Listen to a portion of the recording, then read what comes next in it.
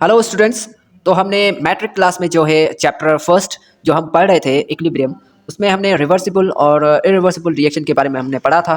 ठीक है, वहाँ पे हमने जो है रिएक्टेंट प्रोडक्ट इन दोनों के बारे में पढ़ा था कि इक्विलिब्रियम कहाँ होगा और रिवर्सिबल रिएक्शन इरिवर्सिबल रिएक्शन। तो मैंने सोचा क्यों ना आपको रियल एक एग्जांपल दिया जाए। ठीक है, तो ये मैंने एक रियल एग्जांपल जो है एक आपके लिए चुना है। वैसे ये रिएक्शन इस तरह नहीं होता, लेकिन आपको समझाने के लिए ये मैंने लिया है रियल एग्जांपल एक। ठीक है, तो आप यहाँ पे देखें, इसमें मैंने क्या किया है स्टूडेंट, यहाँ पे मैंने दो ग्लास लिए हैं। इन दोनों ग्लास में यहाँ पे ये जो ग्लास है ये हमारा है रिएक्टेंट और यहाँ पे ये है प्रोडक्ट। अब ये रिएक्टेंट, अभी स्टूडेंट यहाँ पे देखें, रिएक्टेंट जो है इसमें इस ग्लास में जो है पानी मैंने भर दिया है यहाँ तक। ठीक है, पूरा यहाँ तक पानी मैंने भरा है, यानी कि रिएक्टेंट अभी जो ये है पूरा 100% है। रिएक्टेंट अभी क्या है, पूरा 100% है। और यहाँ पे ये ग्लास खाली है, प्रोडक्ट वाला ग्लास खाली है, यानी कि रिएक्टेंट प्रोडक्ट जो है वो अभी बना नहीं है, प्रोडक्ट अभी 0 है और रिएक्टेंट क्या है 100%।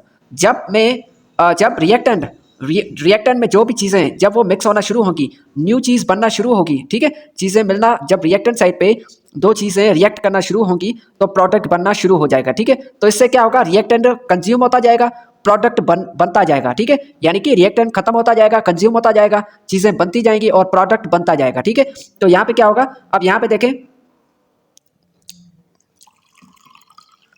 ठीक है, तो ये पानी सॉरी थोड़ा गिर गया है। अब यहाँ पे देखें, एक ऐसा पॉइंट आएगा स्टूडेंट, यहाँ पे दोनों में गिलास में देखें पानी मैंने इक्वल कर दिया है। अब देखो, यानी कि पहले ये गिलास रिएक्टेंट जो है वो फुल भरा हुआ था पानी। ठीक है, यहाँ गिलास जो है फुल, इस गिलास में जो पानी है फुल भरा हुआ था, यानी कि रिएक्टेंट 100% था।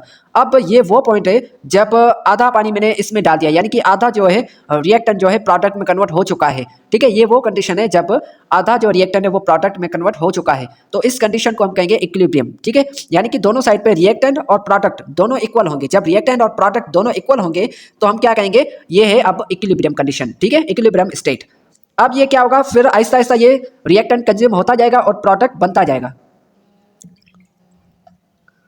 अब यहाँ पे देखें स्टूडेंट, रिएक्टेंट वाला जो ग्लास है वो पूरा खाली हो चुका है, प्रोडक्ट वाला ग्लास जो है फुल भर चुका है। ठीक है, यानी कि अब रिएक्टेंट पूरा का पूरा जीरो बन गया, यानी कि ये पूरा का पूरा कंज्यूम हो गया। ठीक है, अब ये जो है प्रोडक्ट वो पूरा का पूरा पूरी की पूरी जो प्रोडक्ट है वो बन चुकी है, यानी कि प्रोडक्ट अब 100% है और रिएक्टेंट क्या है 0%।